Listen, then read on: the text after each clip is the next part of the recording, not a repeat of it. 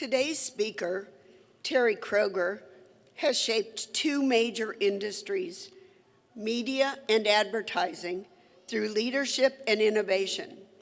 He spent more than 3 decades at the Omaha World Herald and later serving as president and CEO of BH Media Group, where he led acquisitions and orchestrated the newspaper sale to Berkshire Hathaway.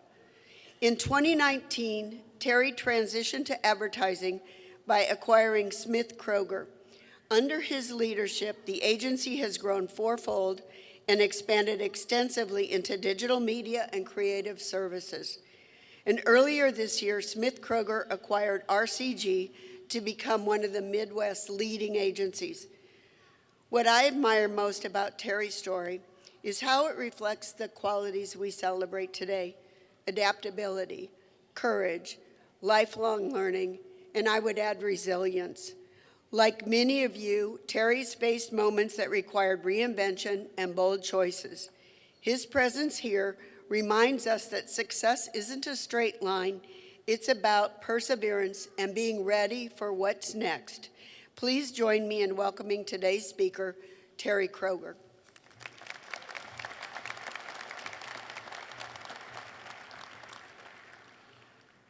I'm so pleased to be with you today, celebrating the milestone of achieving your degree from Bellevue University. Thank you to President Hawkins and the Board of Directors for the invitation to speak today.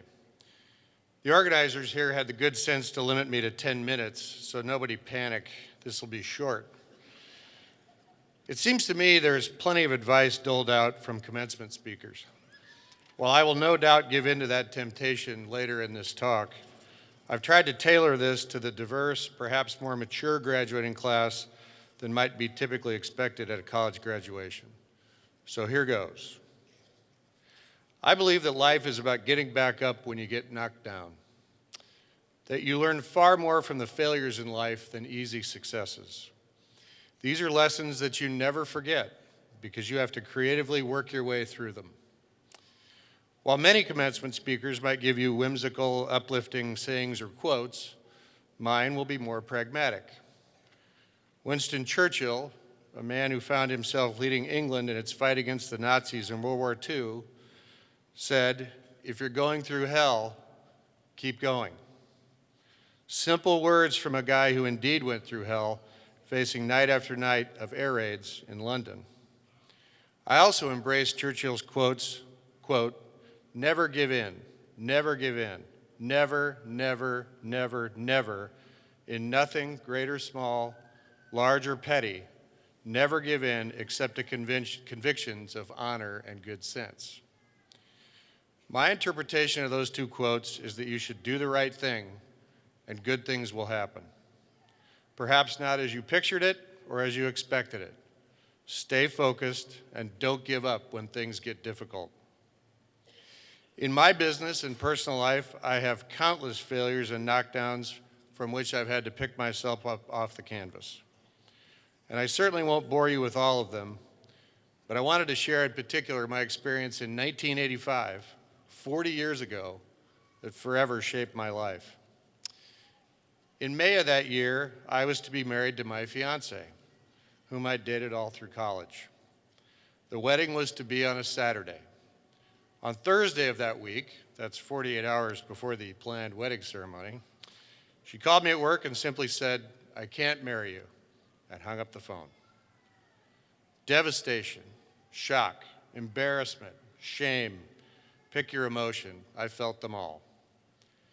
2 months later, in July of 1985, my mother died after a 15-year courageous fight against kidney disease. Sadness, depression, loss, more powerful emotions. My mother was universally beloved and could work a room better than just about anybody. Outgoing, always looking to help others, always positive. She was missed by all who had met her. She was one of the very early transplant patients in Nebraska and no doubt paved the way to superior treatments that are benefiting patients to this day. Divorce and the loss of a family member are high on the list of things causing high stress in life. While I didn't technically get divorced, it sure felt like it. So I had two of the top stress inducers within 60 days. Brutal. There are many ways to react to a year like that. I'll admit that I indulged in some self-medication with alcohol and blowing off steam with high school buddies and college friends. But those were only temporary aids to my plight. And fortunately, I then decided to throw myself entirely into my work. I had started at the Omaha World-Herald in March of that year. I had a low-level supervisory job, assistant purchasing agent and property manager, a catch-all title that involved responsibility for buying raw materials, paper in our case, and also taking the call if a Cub Scout threw up on the floor during a tour of the newspaper. Highly glamorous work. But the job also gave me exposure to every part of our business. Production, newsroom, advertising, sales, and distribution all touched our department. Thus, I got to know people across the business. I started asking questions about how things got done, and I found myself spending nights learning how printing worked, how printing plates got made, and even how bundles of newspapers got put onto trucks. I got to know why news deadlines were so darned important, and how newspaper professionals would move heaven and earth to make sure that a Husker football score, a story about a crime, or a vote on the city council made it into the next day's newspaper. That choice to double down on my work paid dividends to me for the rest of my life. A year or so later, my extra interest and hard work got noticed, and I was offered a job as the business manager at the Kearney Hub, which was also owned by the World-Herald. With my new single lifestyle and complete lack of responsibilities, I immediately said sure to the job offer. And I moved to Kearney, Nebraska, where I knew no one. With the move, I quickly learned even more about the business and was lucky enough to meet the love of my life, Jackie Pfeiffer, as she took a job at the Hub to be city editor in 1987. We're just about to celebrate our 35th wedding anniversary, by the way.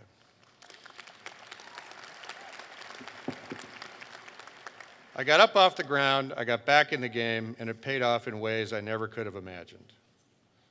Now let me tell you about 2008. On January 1st, 2008, I was named president and publisher of the Omaha World-Herald Company. Well, that was a great moment in my life. Little did I know that in the second half of that year, the financial markets would crumble and cause what has become known as the Great Recession, which hammered stock values by 50% in the fourth quarter of 2008.